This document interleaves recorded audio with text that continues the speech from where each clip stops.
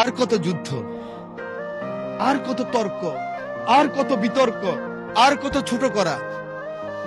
এই সংসদটাকে আসুন না সকলে মিলে, সকলের সংসদ, আকাঙ্ক্ষার সংসদ, বাংলাদেশের 16 কোটি 17 কোটি মানুষ যে সংসদ চায়।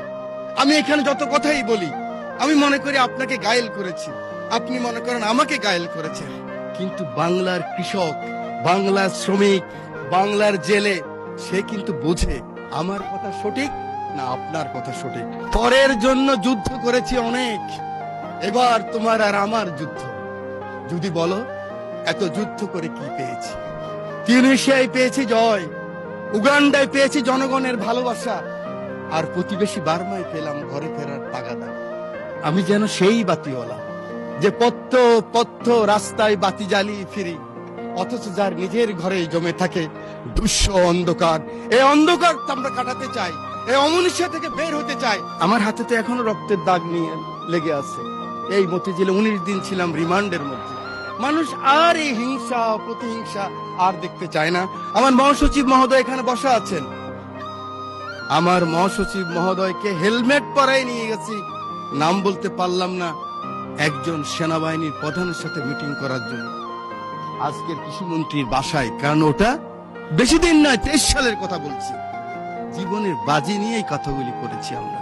আমার নেত্রী 1/11, আমার নেতাকে যখন নিয়ে গেল খবর পেলাম আমি, কারণ 7 দিন আগে শেষ দিন আমার দেখা হয়েছিল আমার নেতা তারেক রহমানের সাথে, বেগম খালেদা জিয়ার সাথে 1/11 পরে হাওয়া ভবনে। সেদিন ছিল ওনার শেষ দিন। খবর পেলাম ওনাকে নিয়ে গেছে, ঢুকে গিয়েছে।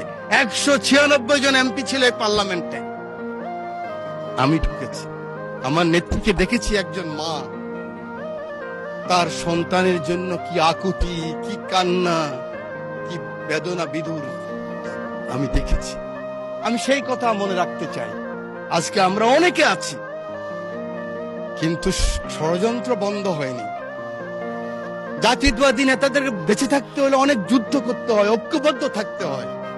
আমরা সকলে আসুন একমত হই।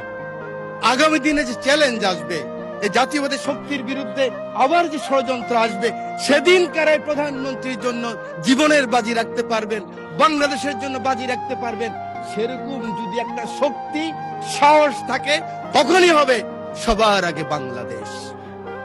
তখনই হবে দিল্লি নয়, পিন্ডি নয়, অন্য কোনো দেশ নয়। এবং আমরা কিন্তু বাঙালিরা সবসময় এরকম ছিলাম। আমরা মুঘলের বিরুদ্ধে ইসাখা যুদ্ধ করেছি, ফরাজি আন্দোলন, ফকিরি আন্দোলন, এগুলো তো আমরাই করেছি। ইলামিত্রের আন্দোলন আমরাই করেছি, তিতুমিরের বাঁশের কিল্লা আমরাই করেছি। এই সৈন্য গিয়েছিল, যুদ্ধ করেছে বিভিন্ন জায়গায় মাননীয় স্পিকার। পরে আসছে বার্মায়, বার্মায় আসার পরে নিজের দেশের কথা মনে করেছে। দেশের কথা মনে করার পরে মনে করলো এই বর্গী ওলন্দাজ ব্রিটিশরাই তো অত্যাচার করেছে, আবার তো সেই অবস্থাই হবে। তার স্ত্রীর কথাও মনে পড়েছে। তখন ঢাকায় কিন্তু লণ্ঠনের বাতি জ্বালতো। তো তিনি বলেছেন, পরের জন্য যুদ্ধ করেছি অনেক, পরের জন্য যুদ্ধ করেছি অনেক, এবার তোমার আর আমার যুদ্ধ। যদি বলো এত যুদ্ধ করে কি পেয়েছি? তিউনিসিয়ায় পেয়েছি জয়, উগান্ডায় পেয়েছি জনগণের ভালোবাসা, আর প্রতিবেশী বার্মায় পেলাম ঘরে ফেরার তাগাদা। আমি যেন সেই বাতিওয়ালা যে পথ্য পথ্য রাস্তায় বাতি জ্বালিয়ে ফিরি, অথচ যার নিজের ঘরে জমে থাকে দুঃস্ব অন্ধকার। এই অন্ধকার আমরা কাটাতে চাই, এই অমনুষ্য থেকে বের হতে চাই। আমরা সুন্দর স্বাভাবিক সকলের জন্য যে বাংলাদেশ, সেই বাংলাদেশ চাই। আমার নেতা তারেক রহমানের সবার আগে বাংলাদেশ, সেই বাংলাদেশ চাই। আমার রামগতির দায়িত্ব নেতাকে দিলাম, আমার এমপি, আমার নদী ভাঙ্গা মানুষ শহীদুদ্দিন চৌধুরীকে দিয়ে সময় নাই, সেই কারণে সকলের ভালোবাসা চেয়ে, আদর চেয়ে বক্তব্য শেষ করছি। আল্লাহ হাফেজ, বাংলাদেশ জিন্দাবাদ।